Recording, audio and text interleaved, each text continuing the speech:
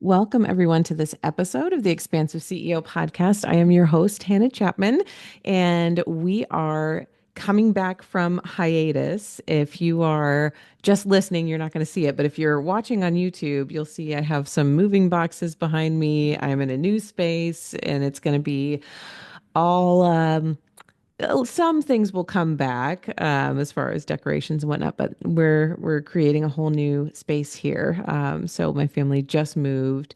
We are just getting back into the swing of things, and as my welcome into my new space, I also get to record with a wonderful human being. So I'm super excited for this conversation.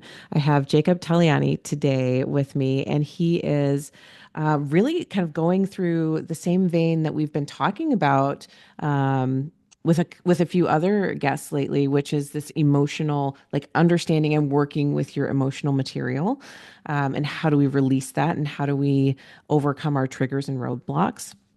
So what Jacob does is he does what he calls surrender work, and we're going to talk about how he got there and what that means. And he uses what he's called a universal surrender model, or USM, to help people really work through their emotional triggers and roadblocks so that we can get to peace. So Jacob, I would love for you to tell us a little bit about your journey and how you got to where you are now, because we have a lot of overlap, like a whole bunch. So we're going to get into that. But first, thank you so much for being here. I'm so excited. Thank you for having me, Anna. I really appreciate that. And thank you for the introduction. So, yes, like in our little chat before this, we do have a lot of overlap, and so it's going to lead to some really good conversation. Um, as far as USM work goes and surrender work, like the main question I was asking myself was after spending like 22 some odd years very deeply devout in religion, wanting to be like an instructor and a teacher in it, and then eventually leaving, I was very curious about just what causes peace. Like why do humans feel peace? Is peace exclusive to God, or is it something that we can access outside of him? Or is it a part of him? Like what even is it, right? Because ultimately it's something that I've seen everyone wants, but very few have seemed to actually been able to achieve for whatever reason. There's this weird like paradoxical way of it being strangely easy and yet strangely hard at the same time. Almost like easy to catch glimpses of it, but hard to maintain it for Hmm. a long time. And we live in a very interesting era right now where we have access to all of the religious documents in the world, not just some of them. And more than that, like different ways of synthesizing them, like AI. And so, long story short, my question for a couple years as I was deconstructing my faith was what actually caused peace when I was in the church? What did I associate as the Holy Spirit? Like, was it just serotonin or was it actually something that I felt? Because to me, it was a felt sense. I had had plenty of experiences on my mission where there was like basically mind reading abilities, where it's like, oh wow, I know exactly what I need to say in this moment, and I I can say it. And then from there too, like I had friends that were able to have what we called the gift of tongues, where they would like, this isn't like a Pentecostal gift of tongues, it's more of a they're speaking Spanish and they're just starting to speak Spanish.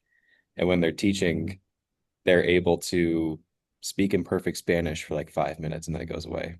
So it's like, okay, that's interesting. And then other instances where it's like I had personally had an opportunity where I'd healed someone like very close to me. They were like super, super, super sick, gave them like a blessing, went to go grab something, came back into the room and they were fine. And I was like, whoa, okay, so like what are these experiences? Like what is peace? Like it's not the religion that I grew up with, but there's something here. And so I've dedicated everything to answering that question and it ended up turning into its own like healing modality. So, in short, by like studying all the religions around the world, as well as all of like the major and popular healing modalities, therapies, things like that, I was able to find like an underlying thread that they all follow. Because I was like, in my mind, they're acting on some sort of mechanism. So if we can identify that mechanism and isolate it, then we can repeat it. And it turns out it's a form of neutral awareness for what you just watch your emotions, and your emotions turn back into peace. It's a fairly simple process. It does take a little bit of mastery, but it's built on the premise of, and I'd be curious if you've heard this before, um, that we are not our thoughts, we're the observer of our thoughts, as well as a further one that we are not our emotions, we're the observer of our emotions. Mhm. Have you heard those? Yes, and that I would say the book that helped me with that the most when I was really learning how to hold myself and heal my triggers and all of that was the work of Michael Singer and The Untethered Soul. And Living Untethered is another, like that one might actually be a little bit easier read. The Untethered Soul was his first book, I believe, that he released, and then Living Untethered is like the same material, but a little bit more of like a here's how you do it. And so yes, that my funny story with that one is that in the first few chapters, he's really talking about the roommate in your head, about the person, like the chatter that's just constantly going. And for me, that is so alive and present that as I was reading these first few chapters of this book, my roommate in my head was so loud that I literally would like get down a page and be like, I don't even know what I just read because this was going just nonstop in my head. I had to put it down. I had to put the book down for 6 months. And then when I came back to it, I did more healing, more growing in that time. When I came back to it, I was finally able to read the book and like have the roommate be quiet for enough time so I could actually like take in the information. It was really good. And that's a very curious thing because that's something that I've noticed quite a bit. This is USM is simultaneously a healing modality as well as a research project. And so what I've noticed is that as people are healing these emotions, aka like healing triggers and things like that, the inner chatter goes down like tremendously. So I Hmm. mean, in my mind, that checks out perfectly. Like I'm almost done with the surrender experiment. So good. It's so good. It's so good. So essentially, USM is systematizing the surrender process. So like everything they talks about being detached, living life surrendered, like things like that. And like detachment in general, right? Like, what even is that? For a long time I thought it was detachment from like the things that I could see, like the worldly things.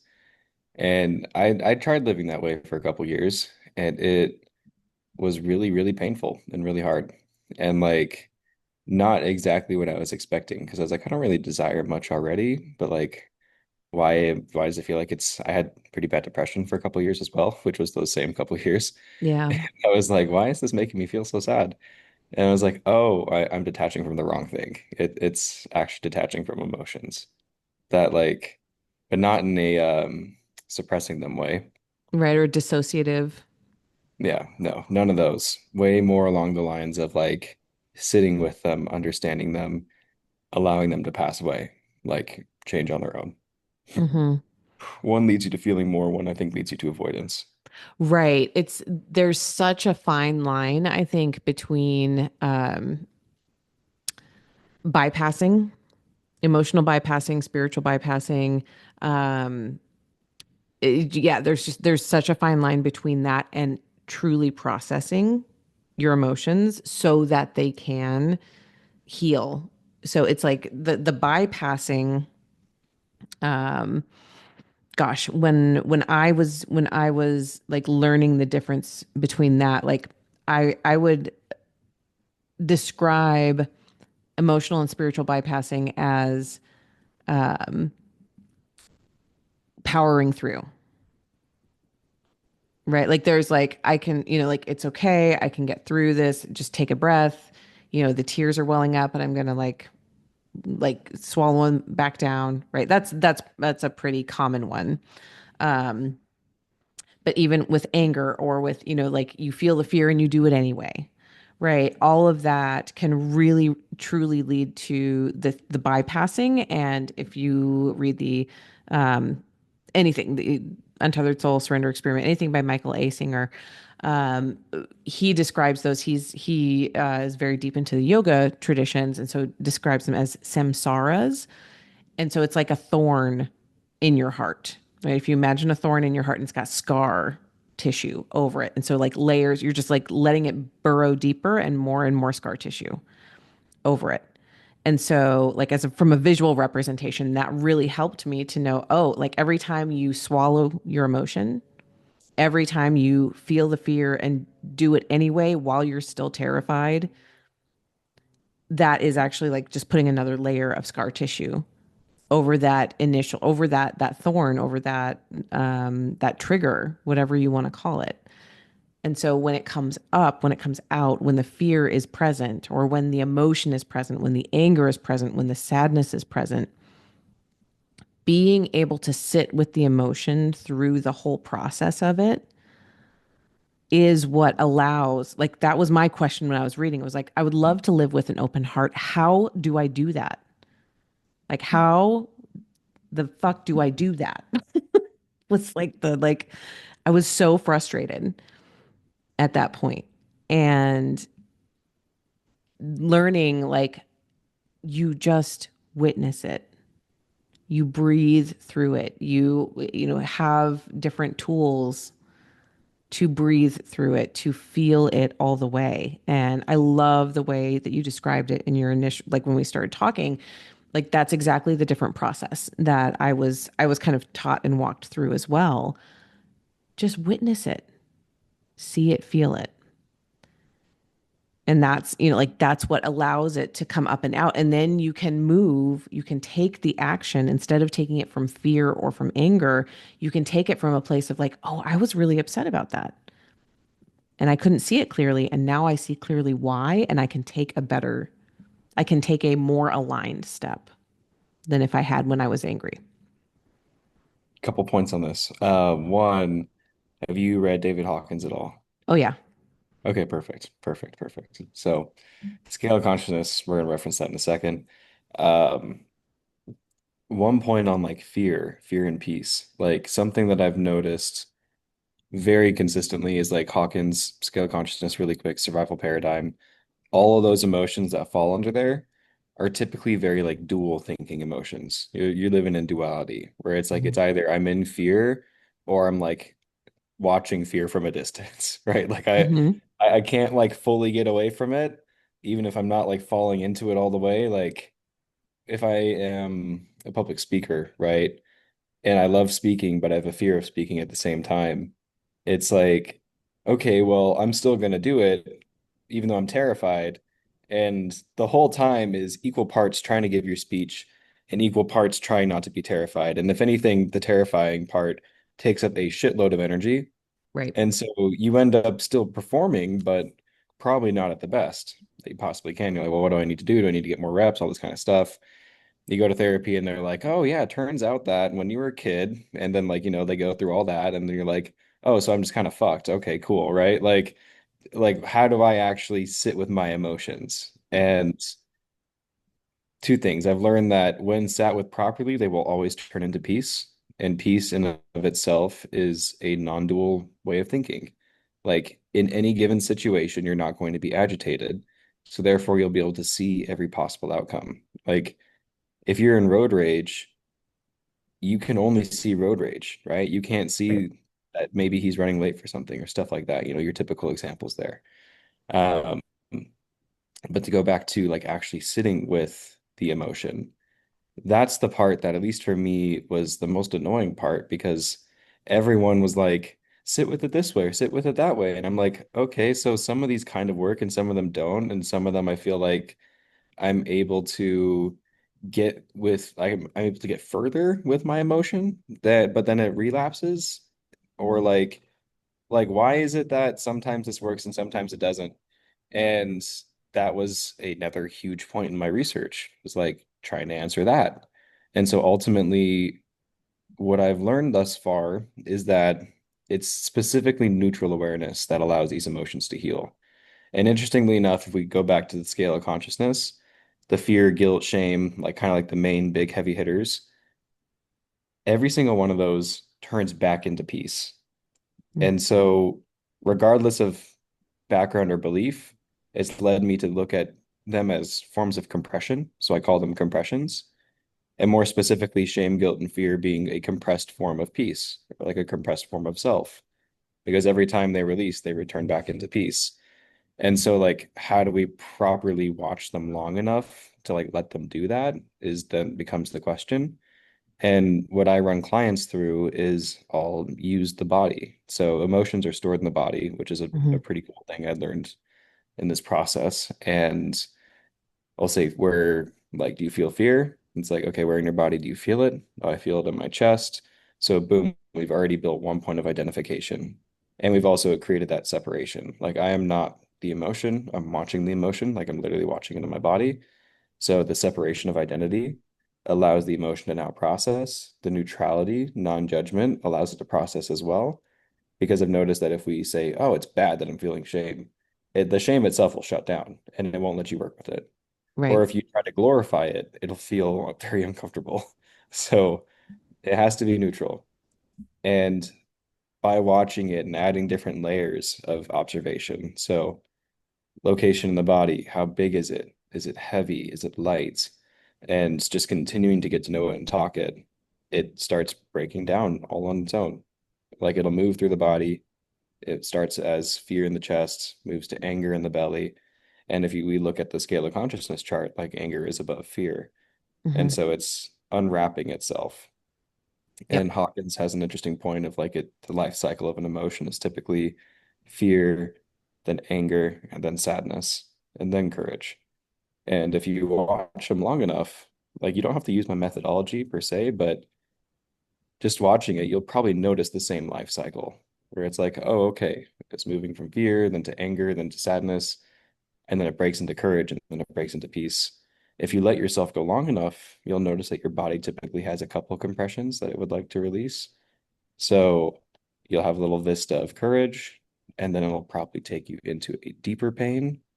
And then you will sit with that and do the same thing you've been doing, and then it'll break into deeper peace. So I think it leads to an interesting question of like, what actually is peace and like what actually are emotions in that Hmm. sense, you know? Yeah, as you were talking, I was remembering this. I can't remember which book exactly it was in, but it's referenced in several places. But that emotions is energy in motion. So our emotions, like if you think of it that way, is energy moving through your body to really like tap into, because I think what happens, another thing that happens, and another reason that people have such a hard time processing their emotions is because we're taught from a very young age, at least in the US. And I think there are a lot of cultures that do this as well, where it's like, you don't cry, right? If you're going to cry, I'm going to give you something to cry about.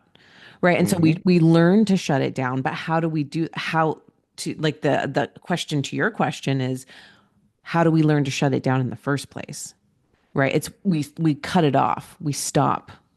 We stop our nerves and our sensations from allowing ourselves to feel it. When I talk about like swallowing down tears, I can feel it in my throat, right? When your throat catches and you're like it feels like you're choking and you swallow it down.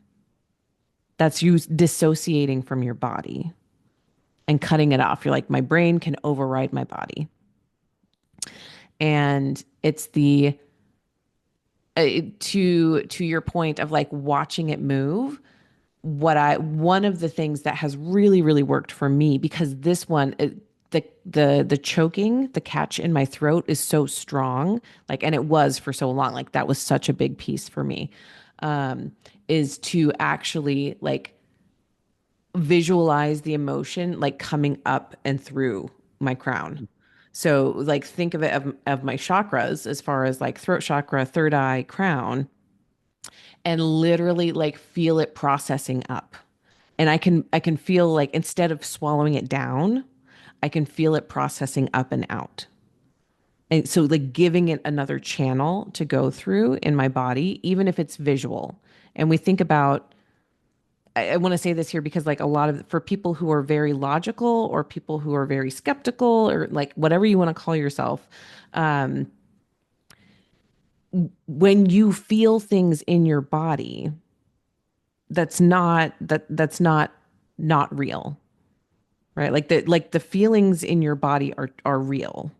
And so we can respond to them. And so that's what we're doing is we're responding to the feeling in your body. And so I've noticed for me, if I swallow my throat choking down, it means I'm repressing something. And if I allow that sense to instead go up and out, I can feel it up through my nose, up through my eyes, up through the top of my head. I can feel it move. And it's not like a spiritual thing per se, right? It's like literally me feeling it in my body. And that's the most interesting part about all this, because I had a little stint where I was studying magic pretty deeply, and like I'll still like kind of tinker around, right? But like, what is spirituality if Hmm. not the process of processing emotions? Like, we put so much heavy symbolism around this process specifically. It's like Hmm. I'm exercising a demon, for example, right? And it's Sure. Yeah, like exactly. Same. same thing. It's like, what is a demon? It's like, well, it's that little voice in my head that's telling me to do bad things. And it's like, okay, I would bet money on that it's an emotion because in my model, thoughts come from emotions, which in typical psychology, it's thoughts create emotions. But from what I've noticed is that when the emotion is processed, the thoughts go away, like every single time. And Right. so if someone's having pretty nasty thoughts, there's usually just a pretty nasty emotional wound that wants to be healed. And it's almost like I heard this analogy the other day of like a kid tugging on the clothes of a parent, like trying to get its attention, right? It's like, hey, like I'm here, pay attention to me. But if we don't believe our feelings, we're not going to ever fix that. And then it's just going to torment us forever because another little tidbit is that I personally don't believe there's like time on in the internal world, in the sense of like if you get emotionally hurt when you're 18 and you're 30 something now, right? That wound will stay there and fester until it's healed.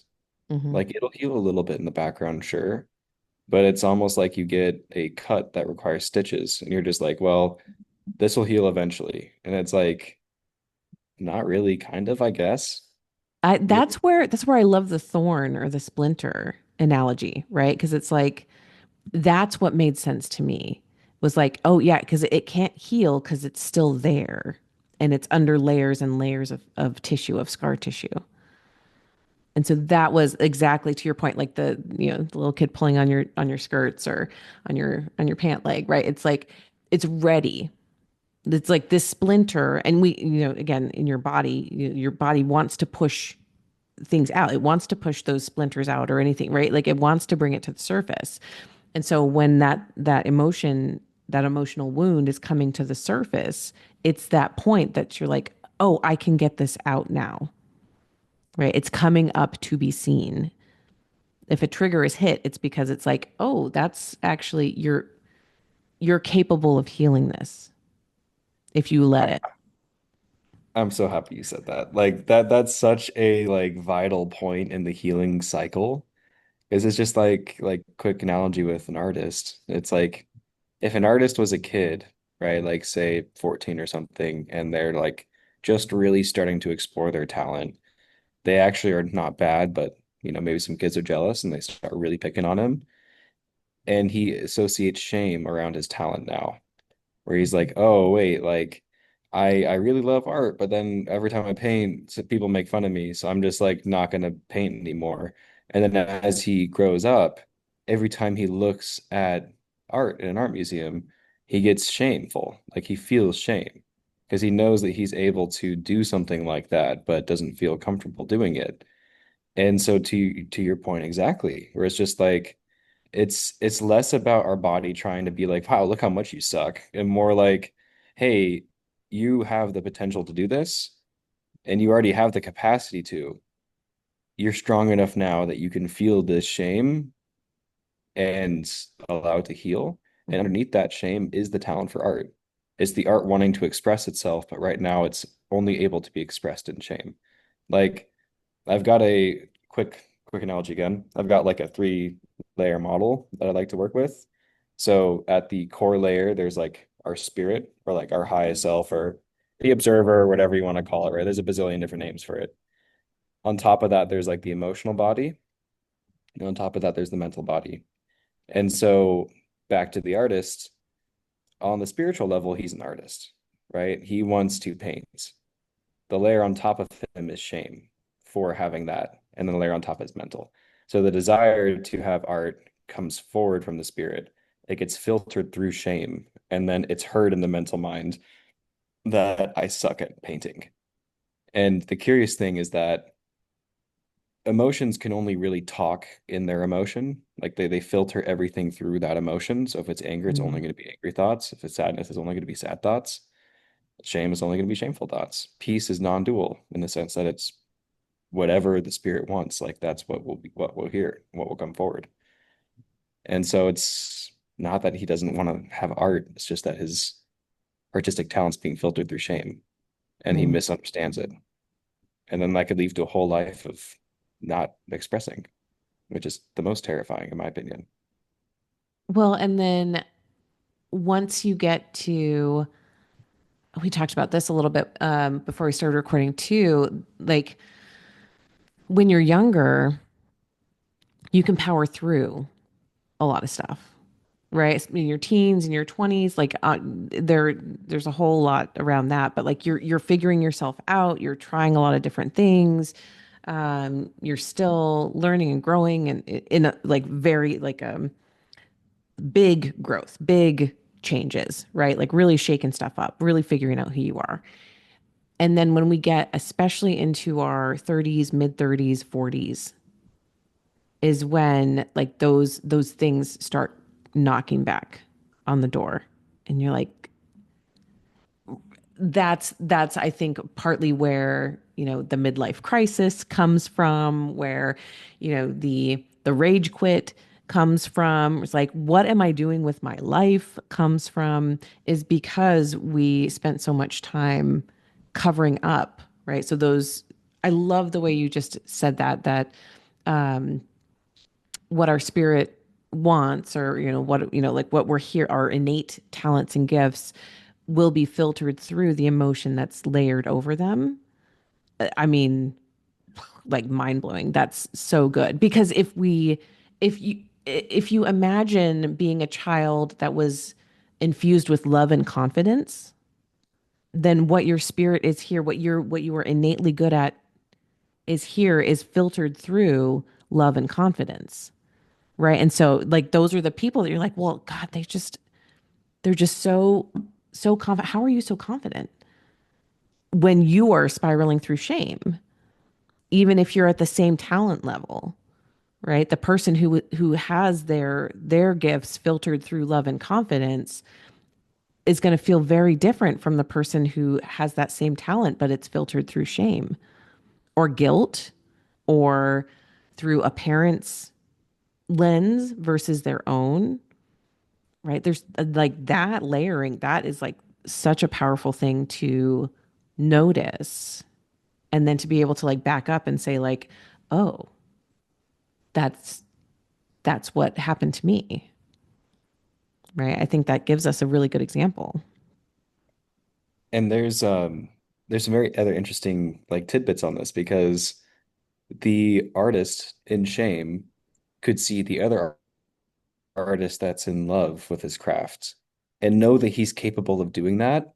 And like a part of him will be like, I know that's me. I know that's me too. So like, Mm. why can't I feel that? And like that's the biggest tragedy ever. Like I had felt that way about religion for those couple years I was in depression. I was like, I know I have the ability to feel these things. Like but why am I not able to feel them anymore? Like it's not, there's definitely a good amount of, sadness, bitterness, hate, like the whole grieving cycle, right? Yeah. And it was the weirdest thing ever because I would be around people that were very happy or like stuff that I used to like. And it was just, I just didn't like it anymore. Or if I did, I just didn't even trust that I liked it. Like it was this weird feeling. But point being is that there's always a part of us that does remember like what we truly are and like what we truly enjoy and what we truly like. In the Zen philosophy, I think it's very interesting because a big point that they make, and actually Michael Singer is kind of who turned me on to Zen a little bit more. He mentions how one of the teachings is, you watch your thoughts and you're watching them flow by, and it's like, well, who's the one that's watching it? Oh, it's the observer. Well, like like who we've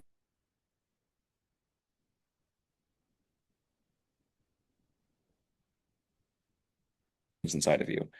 And it's incredibly peaceful. And like peace in of itself is inherently courageous. It's inherently loving. It's inherently joyful.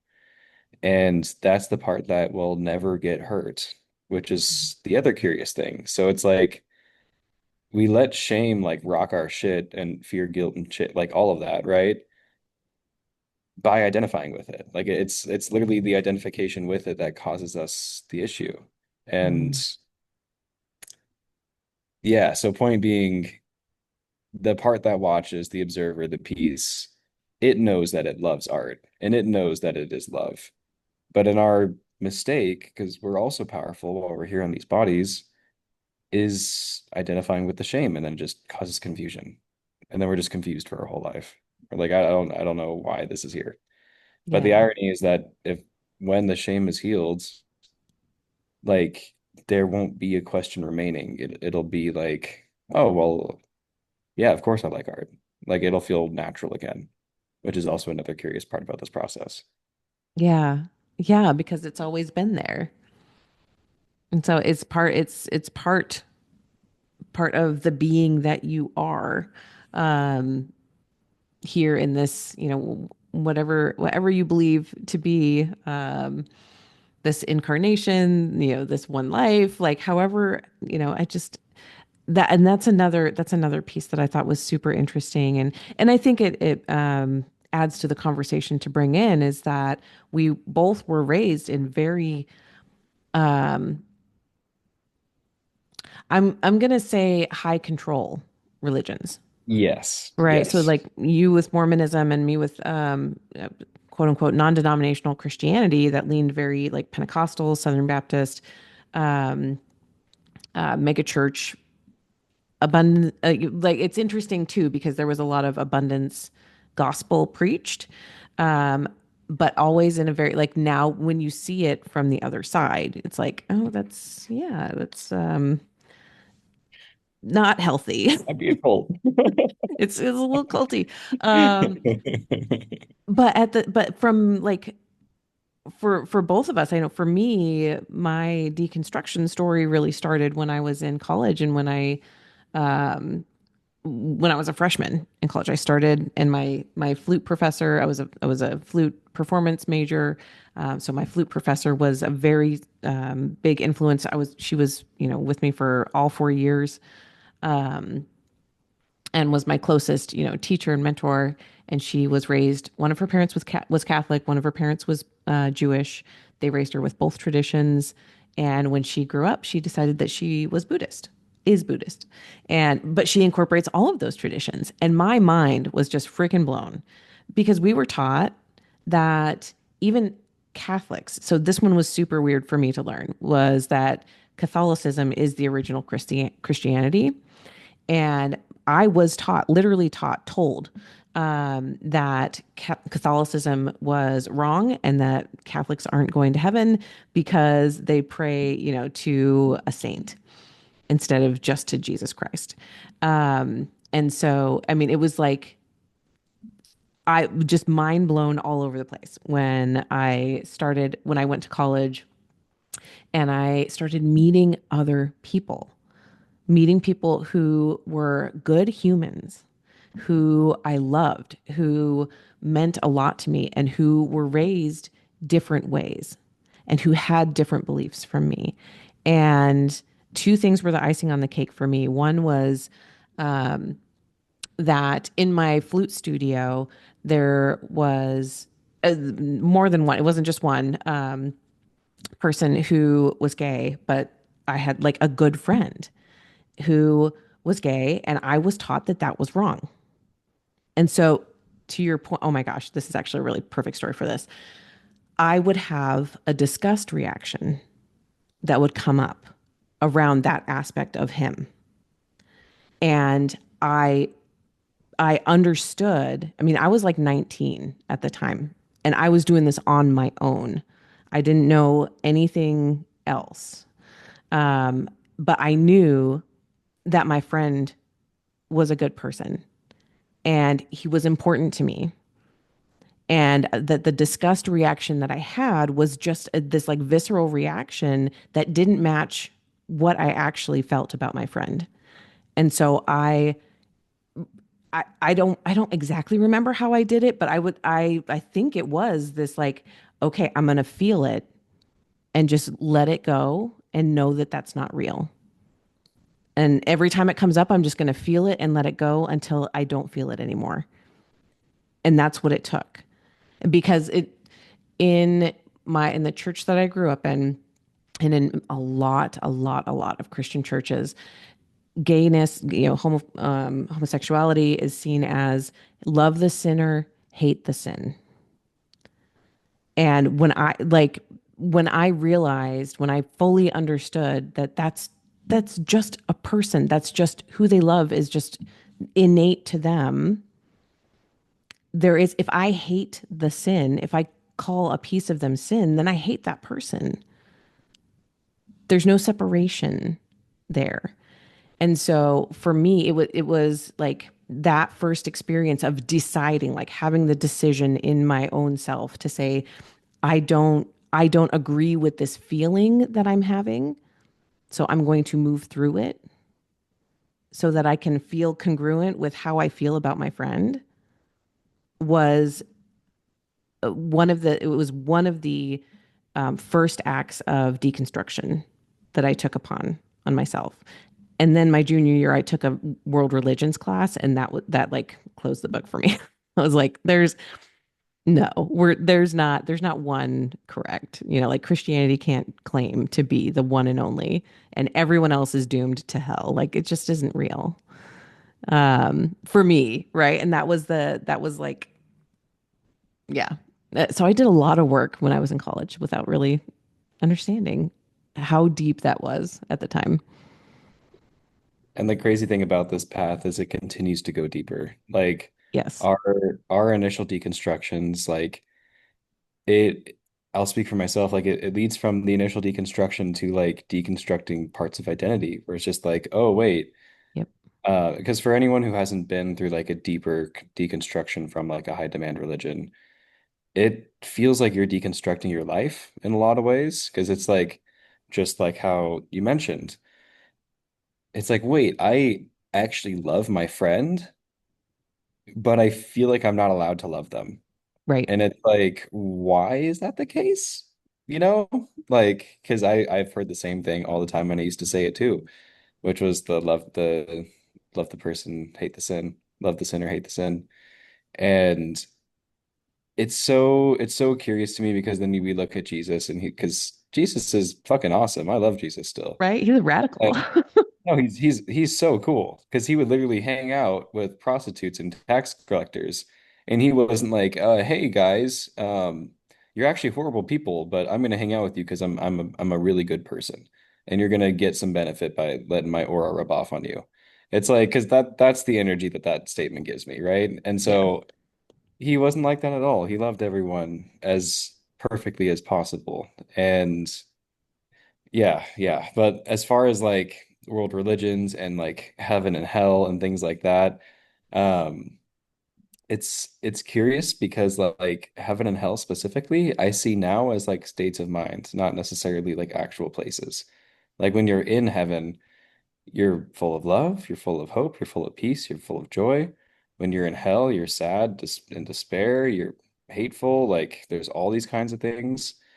And it's always interesting to me when people use the argument of like, oh, you're going to hell for this. There's a couple of different points. Like I served my mission in Arkansas, Missouri, and Oklahoma. And so I had a good amount of time arguing with different preachers. Oh yeah, I bet. Like, yeah, no, so I was just like, how do you define hell? And like, where in the scriptures does it say hell, right? There's like one or two places where you could make somewhat of an argument for it. But then it's like demons and things like that. It's like, can you describe a demon? Or are you just going to say that there's demons? Because like nowhere in the scriptures does it actually describe what a demon is like and its characteristics. Side note. And then another interesting thing is like on the note of world religions, it's like I had this phase in my deconstruction where I was on YouTube and I would watch testimonial videos from Christians converting to Islam and Hmm. Islam converting back into Christians and like two very different groups of people, right? But they would say the same thing, which was that God told me that this one was right and the other ones were wrong. And like with the same conviction, with the same face, with like the same energy. And I thought that was so fascinating because I was like, okay, so the same God is telling you guys two very different things. And if this is a like damnation to hell level thing, like you should know. And of course, both sides are going to be like, oh, well, his God's not the real God. And it's like, yeah, everyone says that. Like, you need to provide better evidence than that.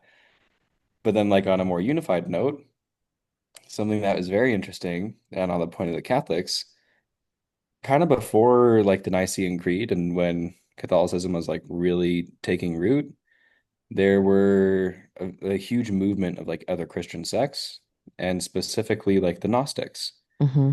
And so the Gnostics, for anyone who's not familiar, is like a mystic sect of Christianity. Yep. And essentially, mystics believe that the best way to know God is through personal experience, not through actual, like, not through written word, not through rote memorization. You get to experience Him. Yep. And a very curious thing is that these traditions pop up all over the world. And they're Like, all the same. yes, they Every are. every major religion, I believe, um, has a mystic arm to it, and they're not exactly the same, but they're so similar. And they all, like you said, they have that same, like your connection to the divine, to source, to God, to whatever you want to call it. That is your personal connection. And it comes from within. And every mystical tradition, whether it's Gnostics with Christianity, the Kabbalistic tradition with Judaism, Islam, I think Islam has an arm as well, but the Zoroastrianism as well. Like these are all mystical traditions that are different, quote unquote, but they all center on that connection, that personal connection. No, fully agree. Um, it's crazy because like the mystics have been the part that I personally have found like the most fascinating. And for that exact reason, that they all essentially teach the same thing. And there's this quote that I really like. There's this guy, Meister Eckhart, not Eckhart Tolle, but like this 14th century like Christian monk. And he had a saying that God is what's left when like everything else is removed. And Mm. essentially all mystic traditions believe the same thing. So when we talk about in modern day of emptying ourselves or doing shadow work or healing our parts or things like that, that is a form of emptying. So when I say like everyone is doing the same thing and they're all just using different language to describe the same thing, like God, for example, can be described as God, as source, as higher self, as peace, as stillness. Like it's a bazillion different names for the same thing. And so essentially, like, we're all trying to become a mystic, like, just using different routes to get there. And that's totally valid. Like, the internal world is infinitely vast in its ways of approach, but it does follow the same ground rules of you have to show yourself love when you're watching these emotions. or else they're not going to heal. And curious, even more curious than this, there's another funny little quote that said the only difference between like a mystic and an atheist is that an atheist believes in nothing and a mystic believes in nothing but like with a capital N. Like it's the same thing basically. And the really cool thing about the surrender process, in my opinion, is that you can be a massive skeptic. In fact, I encourage people to be skeptical because for me, it just is a bigger win because then they're more converted to the process like I am, right? But because they'll be super skeptical, they'll experience it. Holy shit, what was that? And then, go on from there. But like, you don't have to believe in spirit or God or anything to experience the stillness of peace and like experience what feels like God. Like, another way of looking at it is um, on mushroom trips and like other psychedelics, people who are atheists will say that that is the closest they've ever felt to God, like Hmm. basically every single time.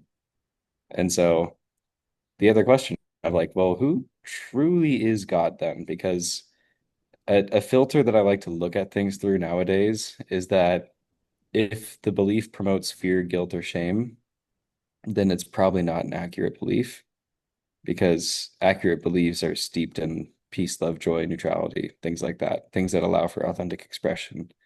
Like Hmm. shame, guilt, fear are controlling emotions and things that like condense us down. And so like what is the truth ultimately? Like big, you know, question that no one's asked before, but everyone, yeah. Right. Yes, I feel that very deeply, and every time that I've kind of like done any work around like what am I, who am I, what's the truth, what's my truth, what comes through, like it always comes back to love. That love is the central piece, and anything that um, you know, this question of like what would love do? Where is love? How can we act in love? How can we be, in love, not as in romantic love, but love in the sense of like as a verb and as a state of being. Like that's what feels the most true Mm. to me. And that's been, yeah, it's been really just interesting how clear and concise that's become over the last several years, especially again through a lot of healing, a lot of somatic healing work, a lot of emotional healing work. It's just always coming back to love, loving myself, loving others, loving my family, loving my work, loving, if I am in a state of love, I'm then in a state of presence as well. I love I love that. And I would be curious. So what would you say has been some of the biggest lessons that like the healing journey has taught you, especially in like relation to love? Like what is the nature of love? Ooh, gosh, that's a good question. Let's see what comes up. The nature of love to me is kind of what you've been saying a lot is that authentic expression. It's that connection to yourself, meaning the connection to really knowing who you are and allowing yourself to be who you are, which then how does love express itself to others? It's extending that same grace to others to be who they are and to express themselves as they truly are. Because if we love ourselves, if we really allow ourselves to be loved, to be in love with ourselves, then extending that to our children, extending that to our partner, extending that to our friends. There's no greater expression, I don't think, of love than to truly know someone and say, I love you as you are and for who you are. I love that so much. Um, and just kind of like a point of clarity for audience, like Does love itself feel very like expansive or contractive, would you say?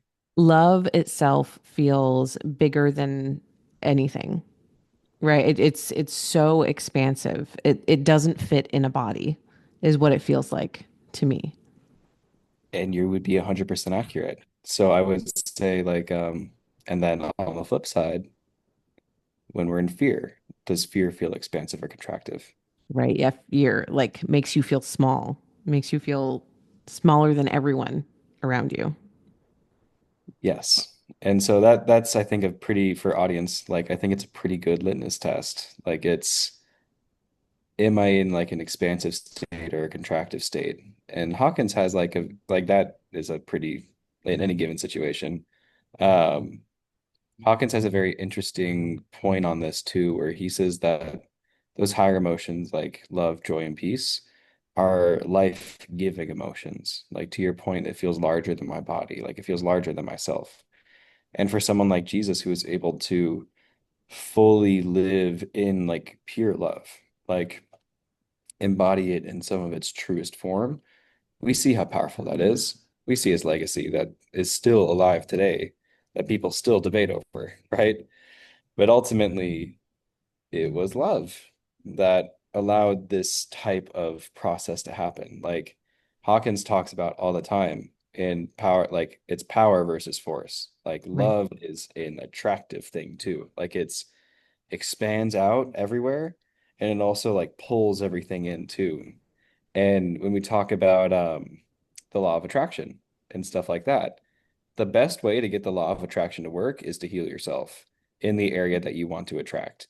So it's Mhm. like if I want to have a kick-ass relationship, then let me see like what are my triggers, right? Because people will literally be like, I don't know why I'm attracting the same man like all the time. Like why is that happening? And it's like, homegirl, it's you. Like you're the common denominator, right? Like, and I'd say that's me too, right? But if we're like, well, we want like this type of thing, we want this amazing relationship, then we can look like, okay, well, where am I still feeling like fear or guilt or shame? And then can I turn that into love? And then it's almost like an increase in love allows you to attract like the increase of the blessing that you want. Like it's almost like a currency. Like if you Mhm. want a level 10 like manifest bunch of fears around starting a business and a bunch of fears around scaling your business, then like it's not going to happen. Like you'll have stuff that will draw you kind of close to it, similar to how the fear will tell you to not speak on stage, but your body wants, like your soul wants to speak. Like that will happen a lot. Clear that away. We clear enough of it away, it turns into manifestation and we get whatever we want, truly. Like love is incredibly powerful. And it's corny to say, but it's like the glue to everything. And Mm. every Yeah. psychedelic person, every person in love comes to find out it's the same thing over and over and over again. Yes, absolutely. And I've had several journeys too, where psychedelic journeys where it's been again that feeling of like being bigger than my body. Like that's as far as that presence, the love, the all of that is like again, it's like heart. Um, it was emotional. It was an emotional experience for me to like feel like I can't fit that all in my body. It's too much. It's not, and too much Hmm. being, not exactly the right words there, but this feeling of like there's so much love that it's like in your like regular consciousness, like you can't even comprehend. But that when you are in like a different state of consciousness, you can like feel how massive and important and beautiful this concept is. And so to like part of the integration for me too was to like to know that that's there and to just like in our regular human consciousness form just be able to experience like tap into that experience and know that we can experience a part of it but that it's so much bigger. 1,000%. Like it's have you heard of that concept like the world is your mirror? Hmm. hmm And like this is, I think, an excellent example of it because when we're in love with the world, like we actually are able to see and experience and like feel it.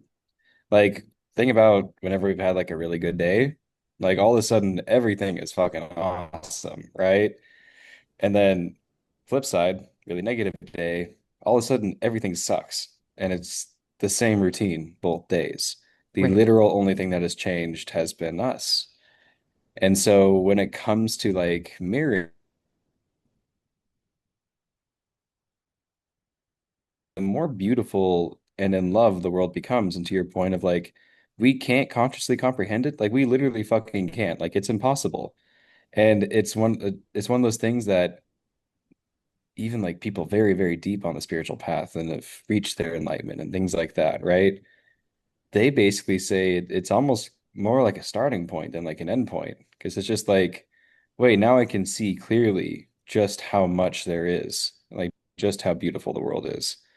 And like, I think it's a pretty good litmus test is if you're doing this stuff right, is like, are you starting to like naturally feel those things? Like, there's never a point in this process where you should have to force yourself to really do or feel anything.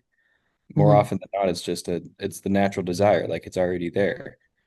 It's typically just buried. Like the love that we have for the things that we want to do or for the people around us, like if it's not surfacing naturally, there's probably something internally that's blocking it. But Mm. yeah. Yeah, that's such a good point. And at that point, I want to, um, I just if people are listening and they're like, oh, like yes on all levels, or like I need to like understand more, or I've been trying to figure out how to let go of things and I haven't been able to do it. Again, that was, me like figuring it out for a while too. Where can they find you? How can they learn more? How can they, get on your calendar to just feel this and experience it and start to learn how to surrender? So as far as some of the best places to reach me currently would be through social media. So um right now they can follow me at Jacob Tahiliani. And then I'm working on building a handful of things. So one, like a better booking and those types of elements and ordeals. I also have some content on there that you can check out. But the most exciting part of this process has been creating an AI to go along with it, which I know might automatically put warning signs for some people, but ultimately I see AI as like information Play-Doh. Like you can make Mhm. whatever you want out of it. And so for me, I use it as a way to analyze session data and like create like a better client experience. So I found that the best way to approach spirituality, in my opinion, is by having a spiritual experience yourself and then using that to explore. So if you have this deep feeling of peace via the end of the session, then the AI can help guide you to teach you about like, well, what is the peace and like what are the elements of this process that brought us here? And like it moved, so let's say the energy moved to like right side, like base of skull. We have different books that we can reference where it's like, okay, like basis skull is where the input for like spiritual insight typically comes in, or one of them. And like right side, that's masculine. So there's probably something with structure, like et cetera, et cetera. So point being, more info on me, social is the best route. I've got a lot of really fun things like cooking as well. And I'm very excited to bring to everyone that should be done in like a month, give or take. Amazing. Well, Jacob, thank you so much. All of your contact information will be down in the show notes below if anyone needs to see that and connect. It should be super easy. And we could go on forever. Like there's so much more that we could talk about and explore. But thank you so much for this time and taking this time with me. And just, yeah, this has just been such a beautiful conversation. I appreciate it.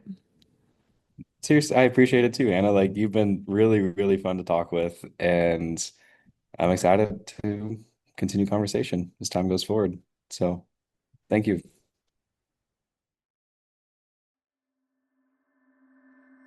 That's it for this episode. Thanks for listening, and be sure to like and subscribe.